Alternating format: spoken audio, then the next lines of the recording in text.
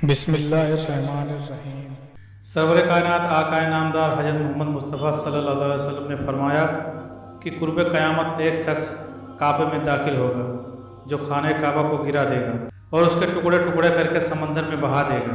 صحابہ نے عرض کیا یا رسول اللہ صلی اللہ علیہ وسلم، وہ شخص کون ہوگا؟ اس کی نسل و خاندان کیا ہوگا؟ اس کا حلیہ کیا ہوگا اور وہ کیوں خانہ کعبہ کو گرائے گا؟ حضور اکرم صلی اللہ علیہ وسلم کا چہرہ سرخ ہو گیا اور ایسی تفصیل بتائی کہ سبھی رونے لگے۔ پہلے دوستو، اس واقعے سے پہلے آپ کو بتاتے چلیں کہ خانہ کعبہ اللہ کا گھر ہے اور ظاہر ہے جس کا گھر ہوتا ہے وہی اس کی حفاظت بھی کرتا ہے، لیکن یہ قیامت کی نشانیاں میں سے ایک نشانی ہے کہ ایک شخص خانہ کعبہ گرائے گا۔ یہ یاد رہے کہ اس سے پہلے بھی بہت بار خانہ کعبہ کو گرانے کی کوشش کی گئی ہے، لیکن کوئی بھی اس میں کامیاب نہ ہو سکا۔ ایک دفعہ یمن کے بادشاہ ابرہہ نے خانہ کعبہ کو گرانے کی کوشش کی تھی، تو اس کا کیا حشر ہوا تھا یہ سبھی جانتے ہیں۔ حضرت محمد صلی اللہ علیہ وسلم کی پیدائش سے 25 یا 55 دن پہلے یمن کا بادشاہ ابرہہ ہاتھیوں کی فوج لے کر کعبہ ڈھانے کے لیے مکہ پر حملہ آور ہوا تھا۔ اس کا سبب یہ تھا کہ ابرہہ نے یمن کے دارالسلطنت سینا میں ایک بہت ہی شاندار اور عالیشان گرجا گھر بنایا اور یہ کوشش کی کہ عرب کے لوگ بجائے خانہ کعبہ کے یمن آ کر اس گرجا گھر کا حج کریں۔ جب مکہ والوں کو یہ معلوم ہوا تو قبیلے کنانہ کا ایک شخص گیج و گجب میں جل بھن کر یمن گئے اور وہاں کے گرجا گھر میں پیخانہ کر کے اس کو نجاست سے لت پت کر دیا۔ جب ابرہہ نے یہ واقعہ سنا تو وہ تیس میں آپس سے باہر ہو گیا اور خانہ کعبہ کو ڈھانے کے لیے ہاتھیوں کی فوج لے کر مکہ پر حملہ کر دیا، اور اس فوج کے اگلے دستے نے مکہ والوں کے تمام اونٹوں اور دوسرے مویشیوں کو چھین لیا، جس میں 200 یا 400 حضرت عبدالمطلب کے بھی تھے۔ حضرت عبدالمطلب کو اس واقعے سے بڑا رنج پہنچا، چنانچہ آپ اس معاملے میں گفتگو کرنے کے لیے اس کے لشکر میں تشریف لے گئے۔ جب ابرہہ کو معلوم ہوا کہ قریش کا سردار اس سے ملاقات کرنے کے لیے آیا ہے تو اس نے آپ کو اپنے خیمے میں بلا لیا، اور جب حضرت عبدالمطلب کو دیکھا کہ ایک بلند قامت رواب دار اور نہایت ہی حسین و جمیل آدمی ہے جن کی پیشانی پر نور نبوت کا جاہ و جلال چمک رہا ہے، تو صورت دیکھتے ہی ابرہہ مروب ہو گیا اور بے اختیار تخت شاہی سے اتر کر آپ کی تعظیم و تکریم کے لیے کھڑا ہو گیا اور اپنے برابر بٹھا کر دریافت کیا کہ کہیے سردار قریش، یہاں آپ کی تشریف آوری کا کیا مقصد ہے؟ حضرت عبدالمطلب نے جواب دیا کہ ہمارے اونٹ اور بکریاں وغیرہ جو آپ کے لشکر کے سپاہی ہانک لائے ہیں ان سب مویشیوں کو ہمارے سپرد کر دیجیے۔ یہ سن کر ابرہہ نے کہا کہ اے سردار مکہ، میں تو یہ سمجھتا تھا کہ آپ بہت ہی حوصلہ مند اور شاندار آدمی ہیں، مگر آپ نے مجھ سے اپنے اونٹوں کا سوال کر کے میری نظروں میں اپنی وقار کم کر دیا ہے۔ اونٹ اور بکری کی حقیقت ہی کیا ہے؟ میں تو آپ کے کعبہ کو توڑ پھوڑ کر برباد کرنے کے لیے آیا ہوں، لیکن آپ نے اس کے بارے میں کوئی گفتگو نہیں کی۔ حضرت عبدالمطلب نے کہا کہ مجھے تو اپنے اونٹوں سے مطلب ہے، کعبہ میرا گھر نہیں ہے بلکہ وہ خدا کا گھر ہے، وہ خود اپنے گھر کو بچا لے گا، مجھے کعبہ کی ذرا بھی فکر نہیں ہے۔ یہ سن کر ابرہہ اپنے فرعونی لہجے میں کہنے لگا کہ اے سردار مکہ، سن لیجئے، میں کعبہ کو ڈھا کر اس کی اینٹ سے اینٹ بجا دوں گا اور روئے زمین سے اس کا نام و نشان مٹا دوں گا، کیونکہ مکہ والوں نے میرے گرجا کی بڑی بے حرمتی کی ہے، اس لیے میں اس کا انتقام لینے کے لیے کعبہ کو مسمار کر دینا ضروری سمجھتا ہوں۔ اس کی بات سن کر حضرت عبدالمطلب نے کہا کہ یہ آپ اور خدا کا معاملہ ہے، آپ جانیں اور خدا جانے، میں آپ سے سفارش کرنے والا کون ہوں؟ اس بات کے بعد ابرہہ نے تمام جانوروں کو واپس کر دینے کا حکم دے دیا اور عبدالمطلب تمام اونٹوں اور بکریوں کو ساتھ لے کر اپنے گھر چلے آئے اور مکہ والوں سے فرمایا کہ تم اپنے مال مویشیوں کو لے کر مکہ سے باہر نکل جاؤ اور پہاڑوں کی چوٹیوں پر چڑھ کر اور دروں میں چھپ کر پناہ لو۔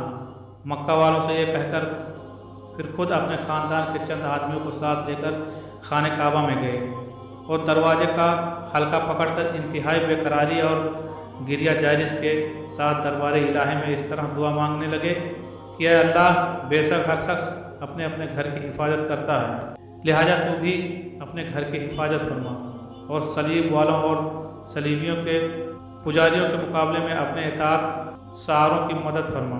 حضرت عبدالمطلب نے یہ دعا مانگی اور اپنے خاندان والوں کو ساتھ لے کر پہاڑی की चोटी पर चढ़ गए और खुदा की कुदरत का जलवा देखने लगे।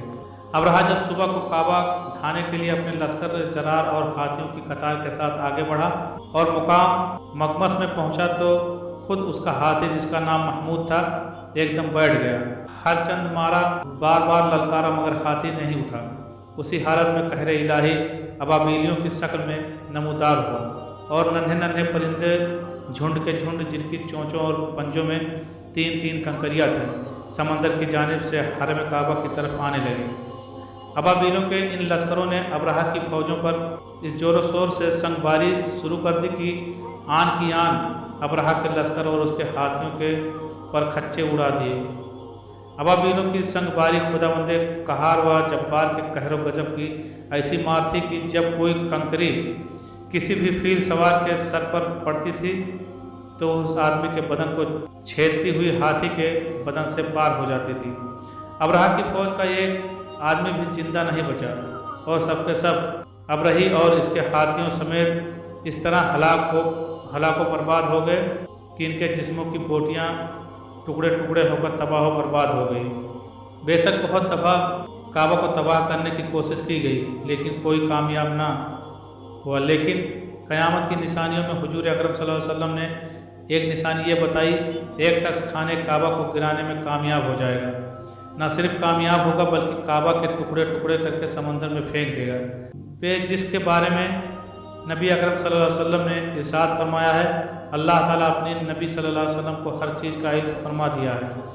जो बात नबी अकरम सल्लल्लाहु अलैहि वसल्लम ने फरमा दी है वो काम होकर ही रहना है। आप सल्लल्लाहु अलैहि वसल्लम जो भी बात करते थे वो अपनी मर्जी के मुताबिक नहीं बल्कि अल्लाह ताला के हुक्म से ही करते थे। नबी अकरम सल्लल्लाहु अलैहि वसल्लम का इल्म अल्लाह ताला के इल्म के मुताबिक समंदर के पानी के कतरे के बराबर भी नहीं है। इस तरह नबी अकरम सल्लल्लाहु अलैहि वसल्लम का इल्म और आम इंसान के इल्म में बहुत ही बड़ा फ़र्क है। अल्लाह ताला के नबी सल्लल्लाहु अलैहि वसल्लम को उन बातों के बारे में भी इल्म होता है जिनके बारे में हम गुमान तक नहीं कर सकते। हम नबी अकरम सल्लल्लाहु अलैहि वसल्लम के इल्म का अंदाज़ा नहीं लगा सकते हैं। अल्लाह ताला की ज़ात तो बाबरकत ज़ात है, इसके इल्म के बारे में मालूम करना तो किसी के बस की बात ही नहीं। मुहद्दिसीन अक्सर उलमाए कराम का कहना है कि जब क़यामत करीब आने वाली होगी तो खाने काबा को गिराए जाने का किस्सा पेश आएगा। जिन लोगों को इसके बारे में इल्म है उनको इसके बारे में हदीस मुबारक की रोशनी में बताते हैं कि खाने काबा की निशानियों में से एक अजीमुस्शान निशानी है। जब तक काबा कायम है उस वक्त तक दुनिया भी कायम है, दुनिया भी कायम और दायम रहेगी। जब खाने काबा को गिराया जाएगा तब क़यामत रोनुमा होगी। जब क़यामत करीब आएगी एक बदबख्त हब्सी खाने काबा को गिरा देगा, फिर क़यामत आ जाएगी। इस कमीने हब्सी के बारे में आका दो जहां सल्लल्लाहु अलैहि वसल्लम ने इरशाद फरमाया कि इस हब्सी की शक्ल व सूरत ऐसी होगी, एक छोटी छोटी पिंडलियों वाला हब्सी खाने काबा को गिरा देगा।